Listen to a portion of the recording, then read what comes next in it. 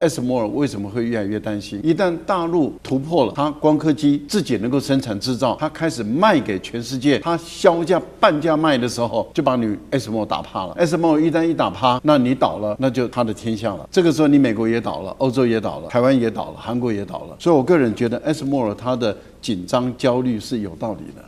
要赶快来关心到中美科技战在此刻又再度的升级，尤其是针对于晶片战的部分。现在呢，美国对于中国大陆的寄出的制裁又更加的严谨了。到底美国在怕什么？我们要来看到它从各个方面来做的限制，包括从记忆体，还有呢禁止晶片的转运，甚至台湾的部分也推刑责来做封口。艾斯摩尔的执行长在此刻也直接示警说，再这样搞下去，对于艾斯摩尔来说是非常不利的哦。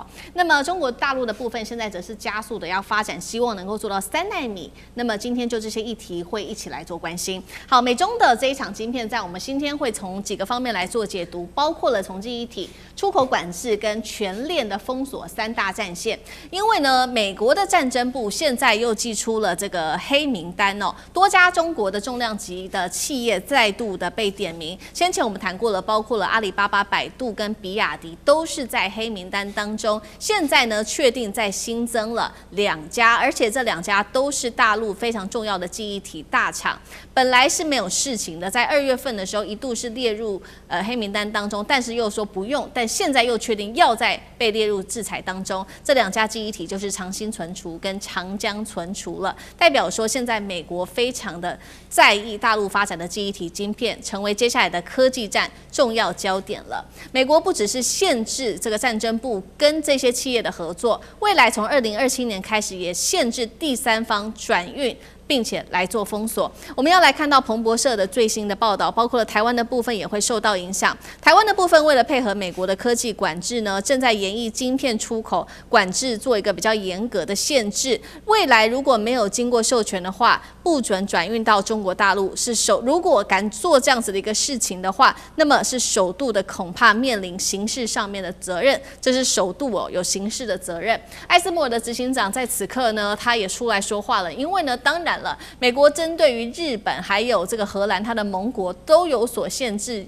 特别是在这一些高阶制程的半导体部分，所以艾斯摩尔的执行长福克出来喊话，他说呢，要这些盟国自己小心一点，尤其是这些欧洲国家的企业，不应该过度干涉供应链，并且指出艾斯摩尔在欧洲的销量只占它总销量的1%，亚洲对他来说才是最重要的市场，高达80%的市占。因此呢，如果去做限制的话，会使企业，它指的是艾斯摩尔，面临很大的一个风险。他特别小心的说，企业应该尽可能的靠近自己的客户才对。美国各种的限制，艾斯摩尔反对是反对，但是是不是逼中国大陆建立自己一条去美化的半导体供应链？赖老师怎么看？我当然是嘛，因为以艾斯摩尔的担忧，其实他如果更清楚明白的告诉美国人说，我艾斯摩尔如果未来倒的话，你美国人也倒了，你欧洲人也倒了，因为包括台湾也倒了，韩国也倒了。为什么？因为他们用的都是艾斯摩尔的光刻机嘛。对。那艾斯摩尔的光刻机之所以能够继续营运存在，是因为它有赚钱，它有赚钱，所以它本身能够养这些科学家、工程师、工作人员，不断的去帮他生产艾斯摩尔的产品。他们才能够不断的去卖给台湾、台积电，或者是卖给三星等等的这些半导体，包括马来西亚的这些半导体的公司嘛。可是如果说他一旦不但赚不到钱了，或者是他开始亏损了，那你一定由政府来贴到最后政府贴不下去，他就倒闭嘛，就这么简单的一个道理。那为什么他什么时候会不赚钱呢？就大陆把光刻机做出来的时候，它就不赚钱了嘛。大陆现在是2条腿走路，这个策略跟它过去在发展汽车的策略是一样的。也就是说，大陆它目前的策略，过去它在做这个汽燃车，它一直用了很大的力气在研究这个发动机，可它的发动机再怎么去做，赢不了日本，赢不了德国、欧洲、美国等这些国家，所以它的传统的汽车工业在生产发展中，它面临这样那样的问题，因为它的核心的部分就是那个发动机嘛，那个发动机一直赢不了，所以可是它在走这个传统的路线的时候，它同时也在走就是电池的问题，也就是我们讲的这个绿能的电池的汽车嘛，结果电池突破了，核心的这个技术突破了，它就不再走这个汽燃车了，它走电动车。它现在走也是一样，一个走光子，一个就是走这个光刻机，它2条路走，对，2条路走，看哪一边先突破，哪一边赢了就走哪一边，另外一边就收掉了。所以我个人觉得，大陆目前来讲的话，观察起来，大陆绝对会突破光刻机。这就ASML为什么会越来越担心？一旦大陆突破了，它光刻机自己能够生产制造，它开始卖给全世界，它销价半价卖的时候，就把你 ASML 打趴了。ASML 一旦一打趴，那你倒了，那就他的天下了。这个时候你美国也倒了，欧洲也倒了，台湾也倒了，韩国也倒了。所以我个人觉得 ASML 它的紧张焦虑是有道理的。对，所以现在在美国的各种的限制之下，就如赖老师帮我们看到，包括中国大陆自己的部分，在晶片上从设计、制造到封装，都能够希望未来能够达成完全的自主化。刚刚老师也帮我们特别提到有关于这个设备的部分，现在呢就是说这个技术是光子的晶片做量产，是来自于中国大陆的新创科技，这一间叫做普林科技。他说呢，未来它可以摆脱艾斯摩尔的 DUV 哦，它用的技术叫做纳米压印技术。可以在8寸晶圆上完成光子晶片的量产。重点来了，他说耗电量是 EUV 设备的1/10，成本只有 DUV 的1/10而已。好，这是设备端。再来看设计端，华为他先前宣布的说，它的今年的麒麟手机呢，可以靠逻辑折叠，性能达到台积电等效的3奈米制程。再来就是还有呢，来自于中国大陆的一些顶尖人物最新发表的言论。这位是中国的10颗设备关键人物，同时他也是中微半导体的领军者，他叫尹志尧。他曾经加上了这个参与过台积电3奈米制程的中国科学家，他叫达博。他们2位呢辞去了在日本的工作，现在率领核心团队回中国创业。他们做了这个中微的设备，已经切入了5奈米和3奈米的制程。所以一边这个我们先来关心的是新创主打的这个奈米压印的技术，到底是真的能够绕开艾斯摩尔的技术吗？光科技的部分，杨老师怎么看？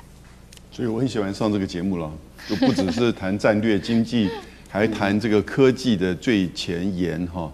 那我也去查了一下，这个叫做普林科技哈，2个都斜玉旁的，它这个叫奈米压印技术哈，其实它大概没有办法完全取代艾斯摩尔的这个就是光刻机，特别是先进制程，因为它主要是针对8寸晶圆的，就是使用。那没有错，耗电成本都压到了1/10。技术上怎么做呢？技术上传统的那个 ASML 的那个光刻机哈 ，EUV， 它是像投影仪哈，就是把电路图缩小投影在晶片上面，然后用光刻把它给刻出来。那但是这个奈米压印机呢，就像盖章，一个是投影，一个是盖章。它通过直接的机械的接触，将眼模板上面的奈米电路压印在这个晶圆片上面。所以2个技术就不一样。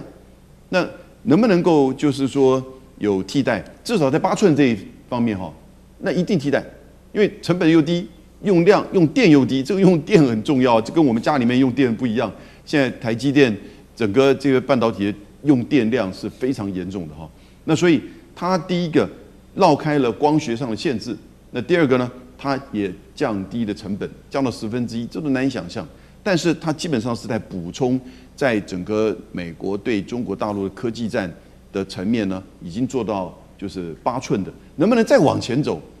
这个很难讲。通常他们自己认为这个并不是一个替代，而是补充。可是，在8寸的这个层面呢，这种是一个高度的替代，也就是在用电跟成本上面都达到，如果是一样的效果，而且它已经是规模化量产的哈，它不是在实验室里面的技术。那这种量产的东西，我觉得后续的发展，相当可以期待。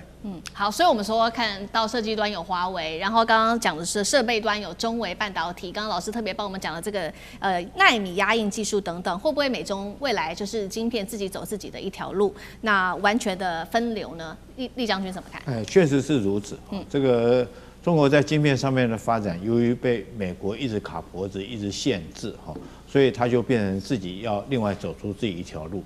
那现在看出来已经不叫弯道超车了，它是另外发展一套的自己系统。是。那我们看从这个晶片的制造的设计端来讲的话，美国我们都知道，它原则上它走的理论是摩尔定律。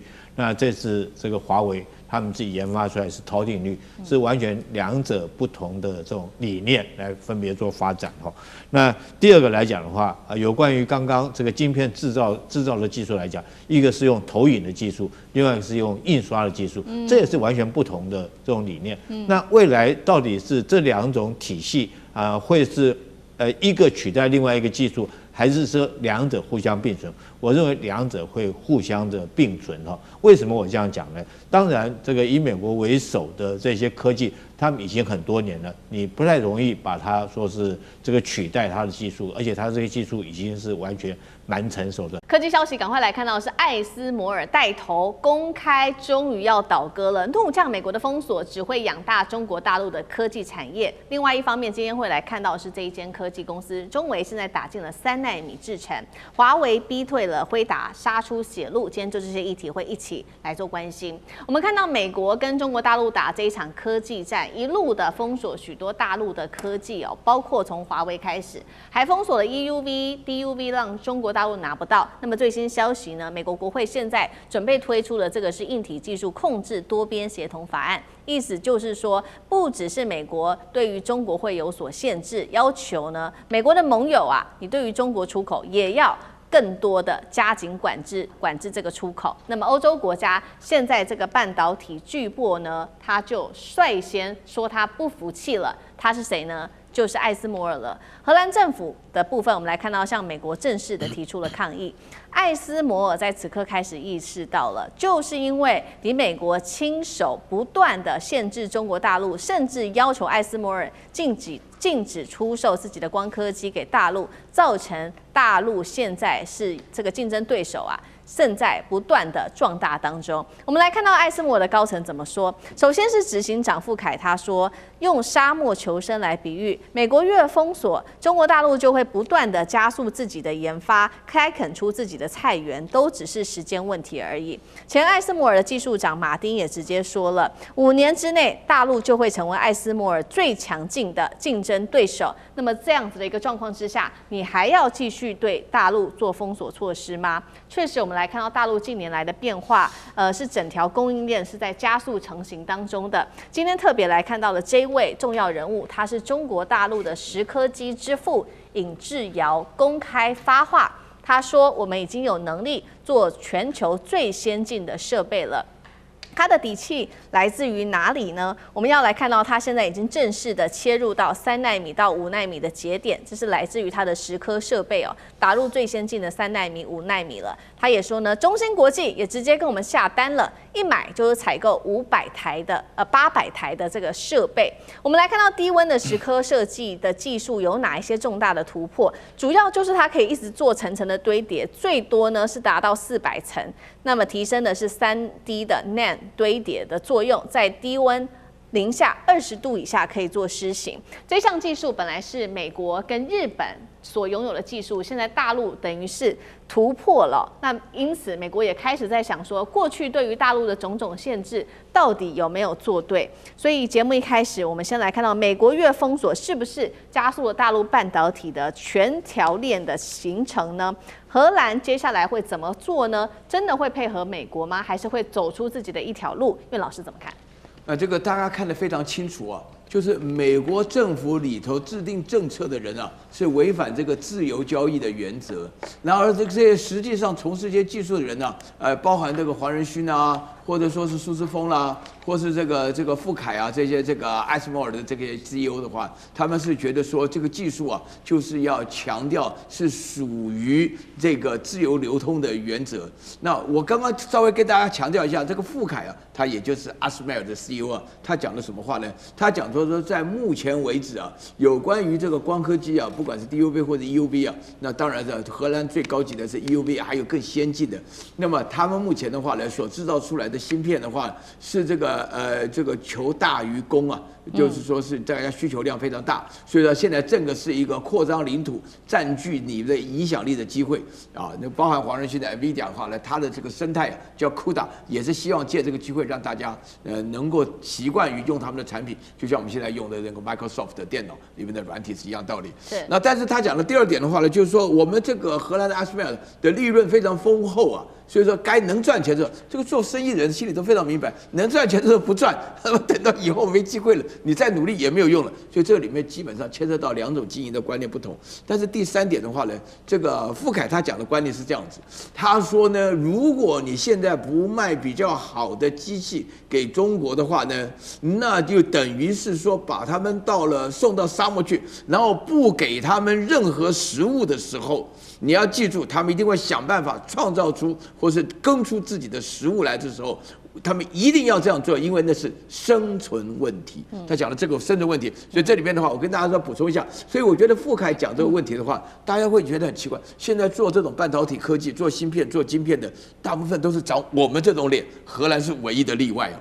就美国也是我们这种脸啊，你做 AI 的更是我们这种脸。所以在这种情况下的话呢，就是因为是我们这种脸，所以你看看那个中国的这个光刻机之父以至尧，也就是我们这种脸。你认为中国做不出来吗？这个是哲学的问题啊。就是说我们人做科技，科技不是发明啊，科技是发现。发现什么？发现自然的规律。发现自然的规律以后呢，经过了机体电路的集结，让它变成能够使得自然会属于我们的控制之下。你只是发现规律，只有上帝能发明。所以你在这种情况下，假以时日，终必有成。所以黄仁勋讲到说，哇，我们现在在市场上已经是，如果我们不卖给中国，那中国的华为就马上取代我们。那你现在看到中兴啦，然后中微啊，什么都陆陆续续出来了。我给你坦白讲，最多3到5年，全部都出来了，不用了，也不用你麻烦了。对，确实哦，如艾斯摩尔的这个前技术长特别讲了，就是5年之内，就是中国大陆会成为艾斯摩尔最大的竞争对手。也就是说，中国大陆接下来有办法来自己建立自主的半导体相关供应链吗？那厉将军怎么看这些评论？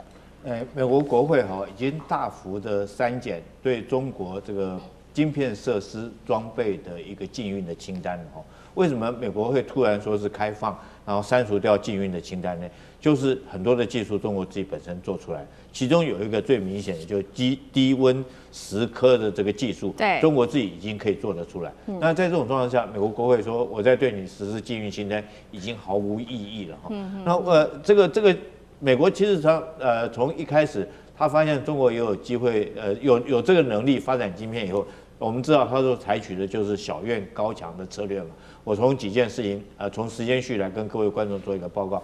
在2018年的时候，中国那时候为了发展自己的晶片，知道中芯国际为了买做出这个先进的晶片他去买了 EUV 的，跟艾斯摩尔买了 EUV 光刻机。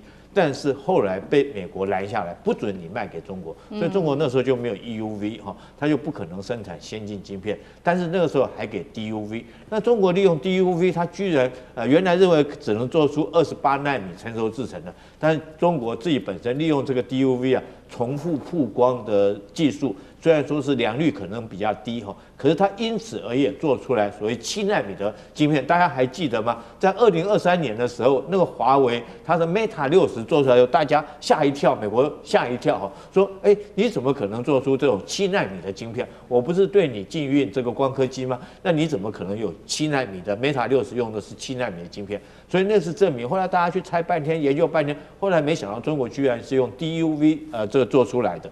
那所以因此这个美国也叫艾斯摩尔开始对 DUV 也要管制。对。所以艾斯摩尔人家会讲这种话嘛？你如果一直对他管制，他到最后你就逼着他自己做出他自己的晶片出来。所以因此我们看到在2020年的时候，这个中微就是这一家这个中微这一家，中微可以比照就是荷兰的艾斯摩尔啦，它是做光刻机的，叫中微哈。那中芯大概比照台积电是生产晶片的。那如果说再往上面的话，像这个 NVIDIA 他们是设计晶片，大概区分为这3个层次。那中微那时候在2020年的时候，它已经可以做出28奈米的晶片的这个机器出来。那现在来讲的话，甚至于在2023年的时候，这个荷兰的艾斯摩尔，它在中国的营收占比已经很明显的下降。因为中国来讲，我就不需要再去，我自己可以做出中微，自己可以做出光刻机，那我做出28奈米，那我干嘛还要跟你买 DUV， 还要跟你买这些设备？买这些东西之后，如果说后续来讲维修、保养、维护，我都会被你卡脖子，那我一定是自己用自己的装备，用自己的公司器材设施来做。这也就是黄仁勋为什么说中国的这个，如果说再不赶快把这晶片卖给中国来讲的话，哈，这个中国自己以后不管是从这个最底层的中微的光刻机，哈，这中芯国际的制造光片，甚至于更高层的设计晶片，甚至于 DeepSeek 它都可以做出自己的 AI 系统出来。所以说黄仁勋才会这么着急。好，确实哦，在美国的这个封锁之下，我们看到艾斯摩尔这一次成为了一个受害者，所以自己呢，包括执行长跟前技术长都特别出来喊话，就是他们的设备卖不出去，反倒帮助大陆加速做这个设备哦。那另外一方面，其实呢，另外一个受害的厂商，就是往更上游走了，就是晶片设计厂商，它是辉达。黄仁勋现在呢，干脆也不演了，直接坦诚中国市场，干脆我们就是全部拱手让人了，全部让给华为吧，甚至公开就称赞说华为非常的强，而且呢，他直接说了，今年华为会迎来非常非凡的一年。超微执行长苏姿丰一样的哦，在半导体晶片设计厂商，他也说，不再期待最先进的晶片能够进入中国大陆的市场了，代表如黄仁勋说的吗？接下来 AI 市场会完全的全权都交给华为了吗？等于说黄仁勋完全放弃了吗？那张将军怎么看？我认为这要从2个方面来看，因为中国大陆为什么有这个底气、有这个实力，从2方面。第一个，我们看论文发表数，我们论文发表数，中国大陆在2025年论文发表数总共是15万篇，在国际期刊呢，不是你在国内的，这个具有这个学术地位的，这个被引用率就是它热点论文。你论文有的时候是一般来讲，有的是那种形式上的论文，热点论文它占了39%，这个论文是有价值的，因为大家都要引用，它有原创性，是这个样。那这样的，你看占全世界的39%。先看到今天的火线话题，一共是3个，我们等一下会请来宾来特别帮我们做解析。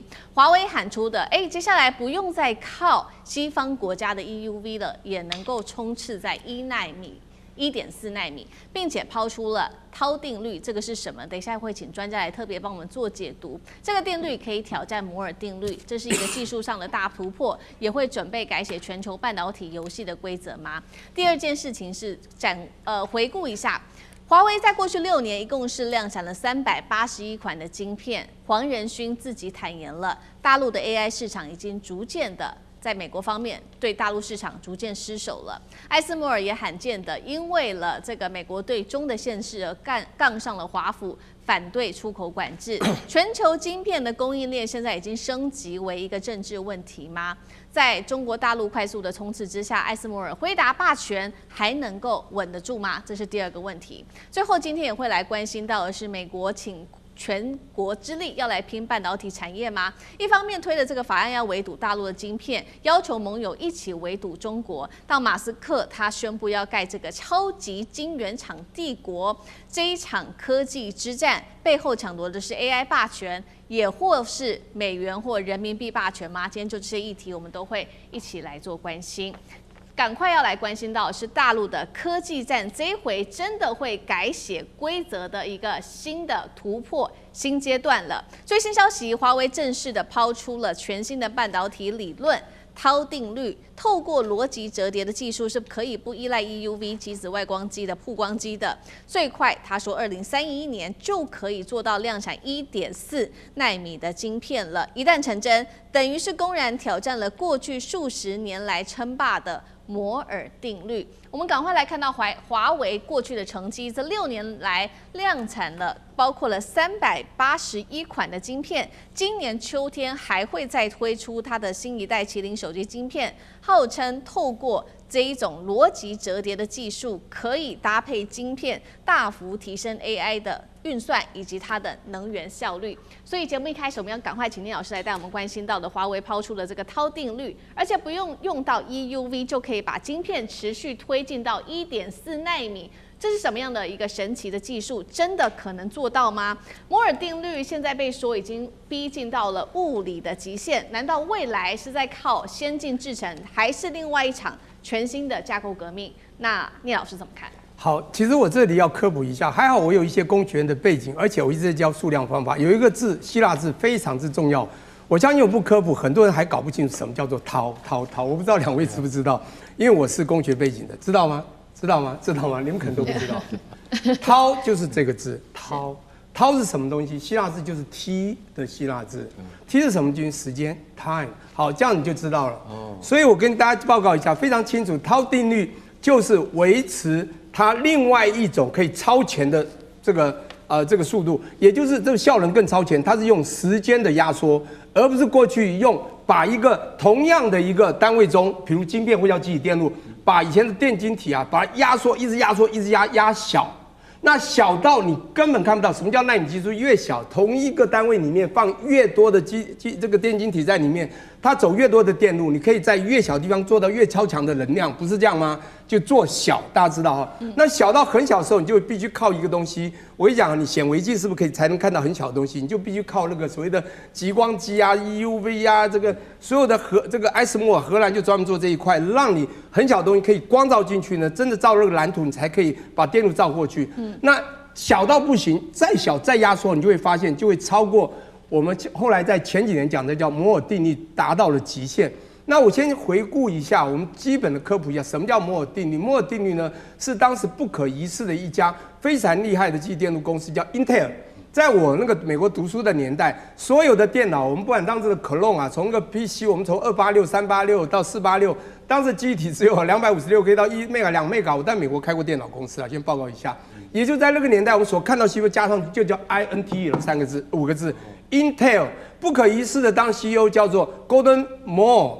他就觉得他们太厉害了，我跟你是，他认为我们可以在18个月到24个月，也就是2年之内，让我们所有的一样的东西，我们越来越压缩，技术越来越好，让你越来越小，越来越好。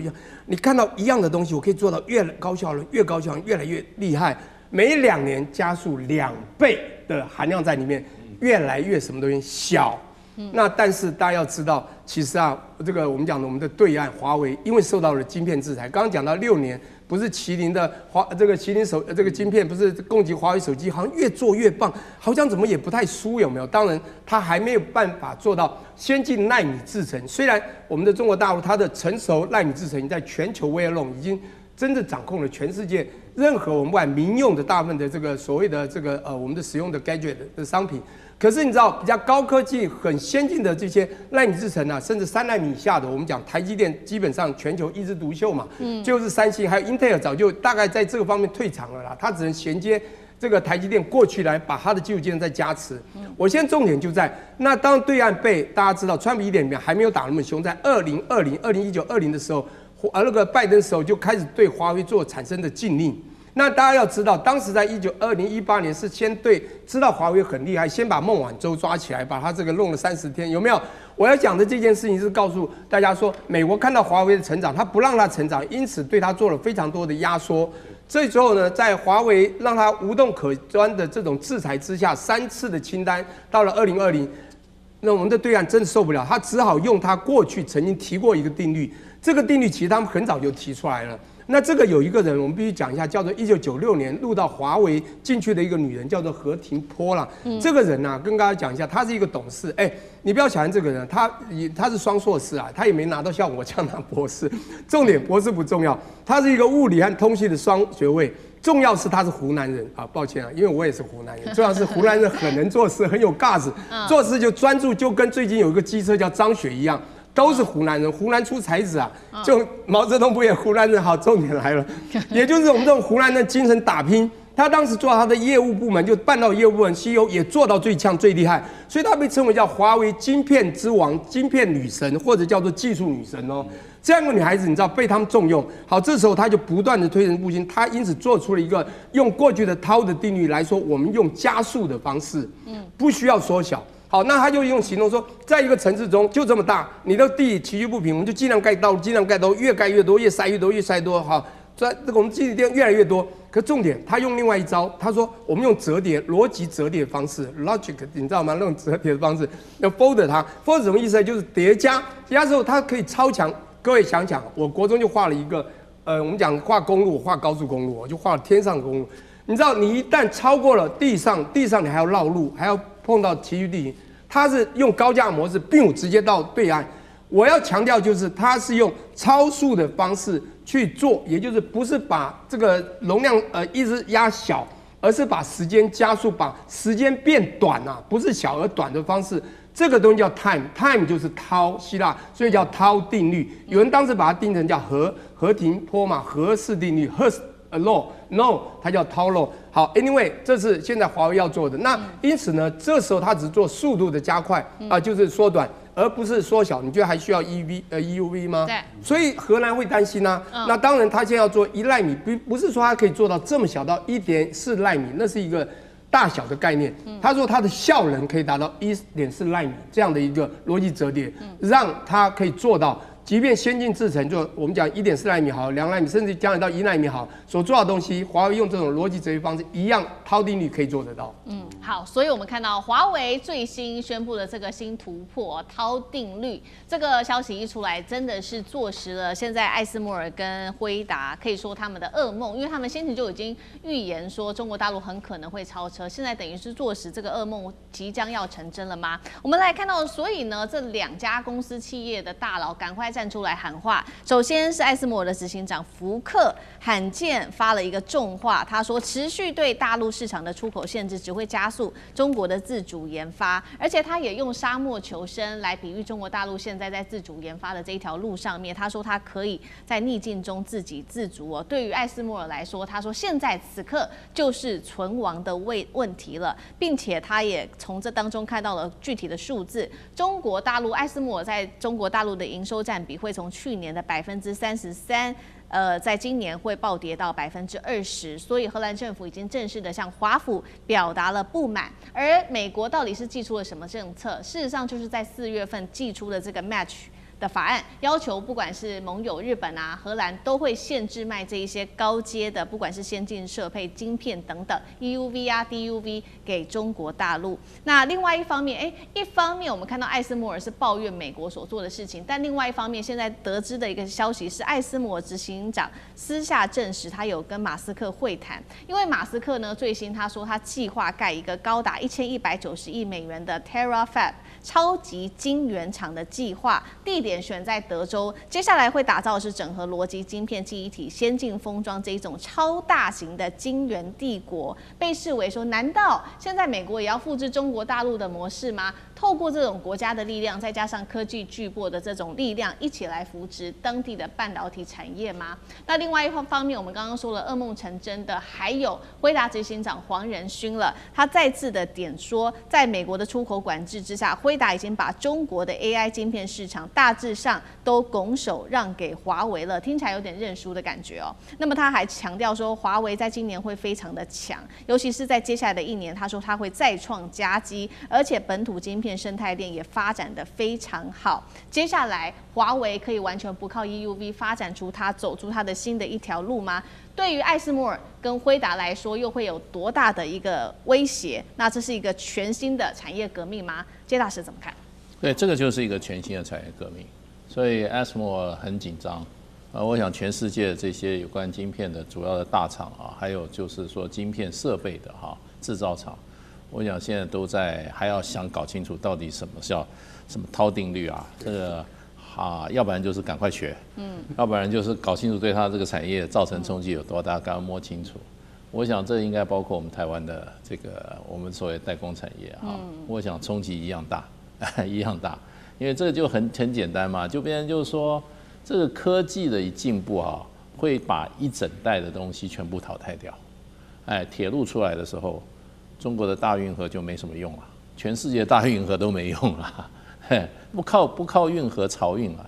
你要说在中国在清末的时候，清朝以前全部都是漕运，北方、南方，然后呢，重要运输都是靠船啊，漕运啊，所以有这个青帮，这个所有的都要有规则的啊。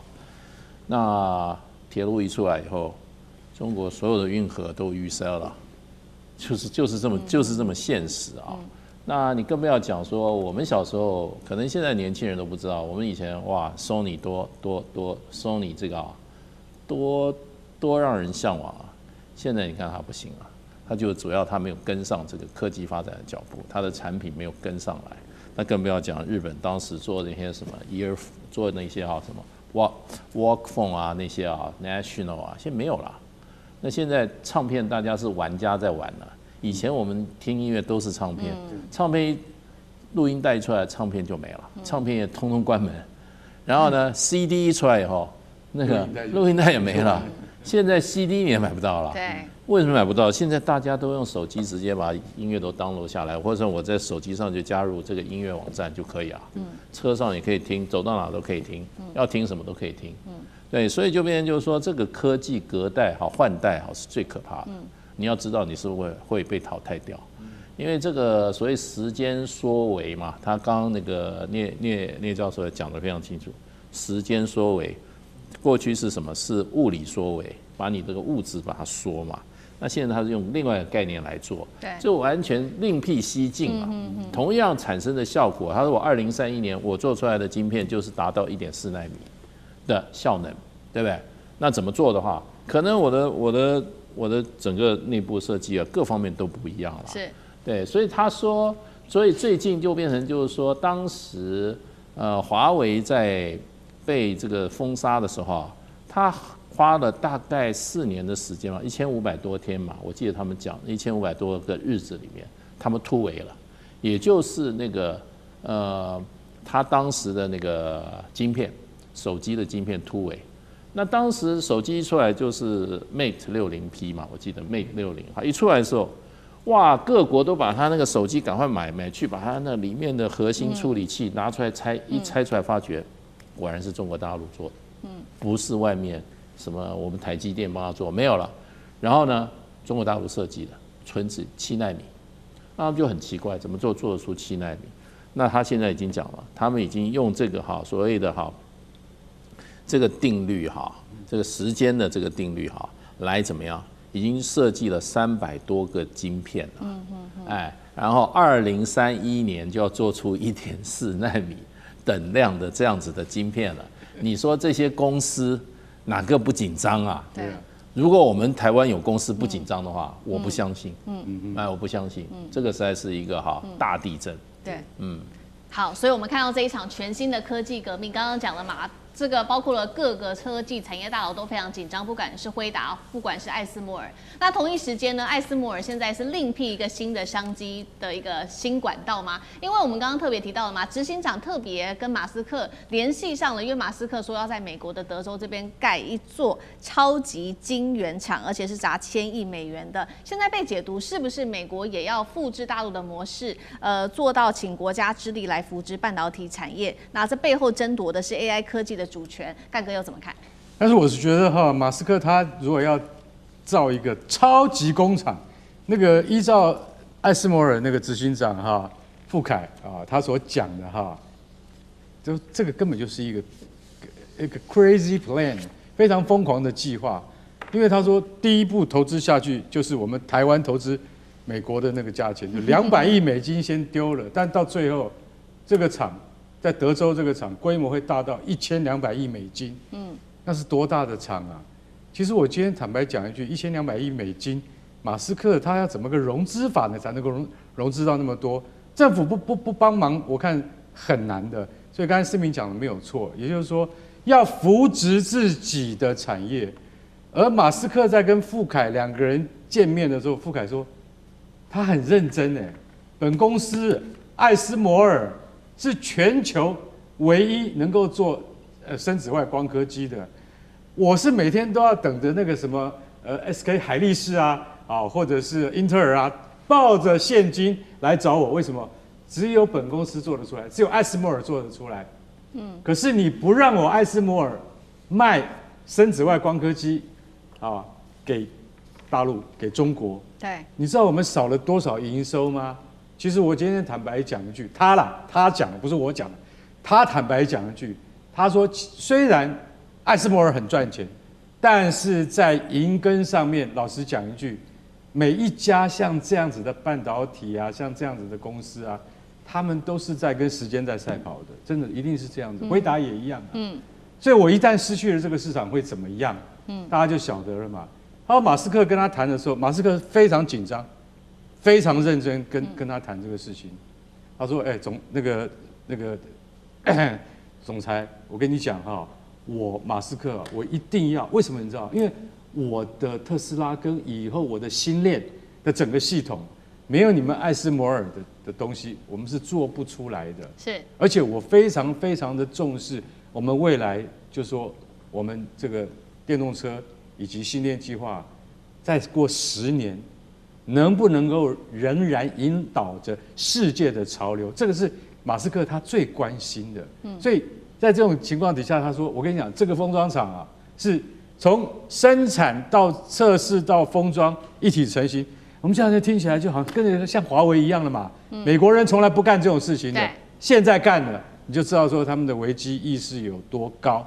所以你就在想，辉达的执行长黄仁勋他所讲的最后那一句话，基本上我们现在已经完全把 AI 晶片的市场还给华为，我们还给华为，我们不要了。以前我有1/5的利润是从这边来的，我们现在通通还给他，为什么？因为你让我们失去了这个市场，就像艾斯摩尔也是一样，他现在也失去了，也是一样失去这个市场啊。但是当然那个1.4奈米是不是真的在2031年能够成功啊？现在看起来还有好几年，但最后如果真的成功了的话，那要倒霉的是谁？川普已经做完他的总统了，是美国的产业要倒霉，这就是事实。